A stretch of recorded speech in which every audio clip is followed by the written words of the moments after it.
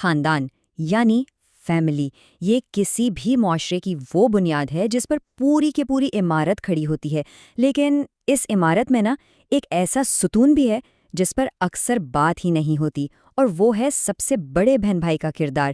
تو آئیے آج ذرا اس اہم موضوع کی گہرائی میں اترتے ہیں۔ اچھا، تو اس پوری بات کو سمجھنے کے لیے ہم نے اسے 5 حصوں میں بانٹا ہے۔ ہم خاندان کے ڈھانچے سے شروع کریں گے، پھر دیکھیں گے کہ اس بنیاد میں دراڑیں کیسے پڑتی ہیں، اس کے بعد بے احترامی کے کیا اثرات ہوتے ہیں، اور پھر اس ڈھانچے کو دوبارہ مضبوط کیسے کیا جا سکتا ہے، اور آخر میں ایک مضبوط خاندان کا اصل نقشہ یعنی بلو پرنٹ کیا ہے۔ تو سب سے پہلے بات کرتے ہیں خاندان کے ڈھانچے کی، یعنی وہ بنیادی ستون جس پر سب کچھ ٹکا ہوا ہے۔ دیکھیں، خاندان معاشرے کی وہ پہلی اکائی ہے جہاں آنے والی نسلوں کے کردار، ان کی سوچ اور ان کے قدروں کی بنیاد رکھی جاتی ہے۔ اب اس پورے نظام میں والدین کا کردار تو مرکزی ہے ہی، لیکن سوچنے کی بات یہ ہے کہ جب وہ موجود نہ ہوں تو ایک اور کردار بہت بہت اہم ہو جاتا ہے، اور وہ کردار ہے سب سے بڑے بہن یا بھائی کا۔ اب یہ کوئی رسمی عہدہ یا کوئی پاور والی پوزیشن نہیں ہے، بلکہ یہ تجربے اور ذمہ داری پر مبنی ایک غیر رسمی رہنمائی ہے۔ وہ خاندان کے نظم و ضبط، احترام اور تربیت کو بنائے رکھنے میں ایک پل کا کام کرتے ہیں۔ تو پھر مسئلہ شروع کہاں سے ہوتا ہے؟ آئیے دوسرے حصے میں دیکھتے ہیں کہ اس مضبوط بنیاد میں دراڑیں پڑتی کیسے ہیں، یعنی جب اس رہنمائی کو نظر انداز کر دیا جاتا ہے۔ لیکن سوال تو یہ ہے کہ جب اس اہم کردار کو اس کا جائز احترام نہ ملے تو آخر ہوتا کیا ہے؟ جب خاندان کا یہ ستون کمزور پڑ جاتا ہے تو اس کے نتائج کیا نکلتے ہیں؟ ہمارا تیسرا حصہ اسی سوال کا جواب دیتا ہے، بے احترامی کا ڈومینو ایفیکٹ، یعنی اس کے نفسیاتی اور معاشرتی نتائج کیا ہوتے ہیں۔ جب خاندان کا یہ ستون کمزور ہوتا ہے تو اس کا اثر صرف ایک فرد تک نہیں رہتا، اس کے نتائج ایک لہر کی طرح پورے خاندان میں پھیل جاتے ہیں، اور یہاں ہم 4 بڑے منفی اثرات کی بات کریں گے۔ پہلا اور سب سے واضح اثر یہ ہوتا ہے کہ گھر کا ڈسپلن یعنی نظم و ضبط کمزور پڑ جاتا ہے۔ جب بڑے کی بات کا وزن ختم ہو جائے تو اصول اور قدریں بھی ہلکی پڑ جاتی ہیں۔ دوسرا، احترام کا پورا نظام ہی ٹوٹنے لگتا ہے۔ اس سے چھوٹے بہن بھائیوں کے ذہن میں یہ خیال بیٹھ جاتا ہے کہ عمر اور تجربے کی کوئی خاص اہمیت نہیں ہے۔ تیسری چیز جو ہوتی ہے وہ ہے بڑے بہن بھائی پر شدید نفسیاتی دباؤ۔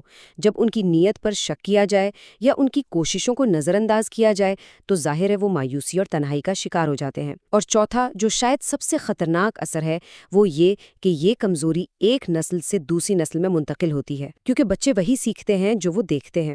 تو کیا اس بگاڑ کو ٹھیک کیا جا سکتا ہے؟ جی ہاں، بالکل۔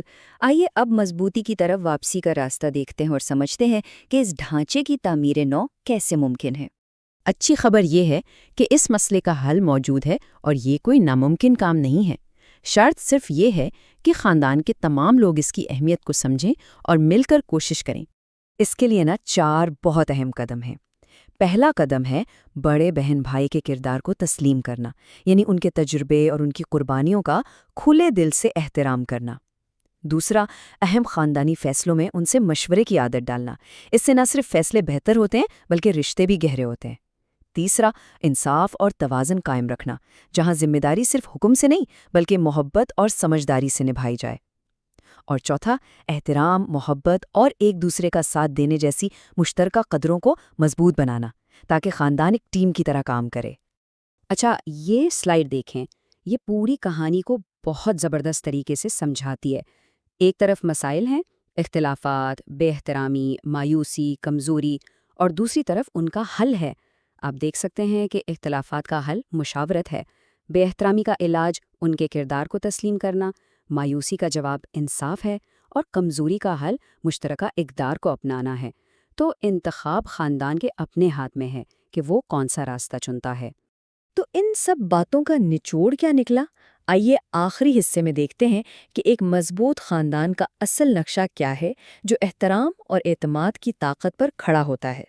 تو جو بات سمجھنے کی ہے وہ یہ ہے کہ بڑے بہن بھائی کا کردار صرف ایک فرد کا نہیں بلکہ یہ خاندانی تسلسل کی ایک علامت ہے۔ جب گھر میں محبت اور احترام کا ماحول ہو تو سب کی ذہنی صحت اور اعتماد بڑھتا ہے۔ ایسے خاندان زندگی کی مشکلات کا مقابلہ زیادہ ہمت سے کرتے ہیں، اور جب اس کردار کو تسلیم کیا جاتا ہے تو خاندان میں اتحاد اور مضبوطی آتی ہے۔ اور آخر میں ایک بہت ہی گہری بات کہی گئی ہے کہ خاندان کی اصل طاقت صرف خون کے رشتوں میں نہیں ہے، بلکہ احترام، ذمہ داری اور باہمی اعتماد میں ہے۔ یہی وہ بنیاد ہے جو خاندان کو ہر طوفان میں محفوظ رکھتی ہے۔ تو یہ تجزیہ ہمیں ایک بہت اہم سوال پر لا کر چھوڑتا ہے کہ آنے والی نسلوں کے لیے خاندان کو کیسے مزید مضبوط بنایا جا سکتا ہے۔ یہ وہ سوال ہے جس کا جواب ہم سب کو اپنے اپنے خاندان میں تلاش کرنا ہے۔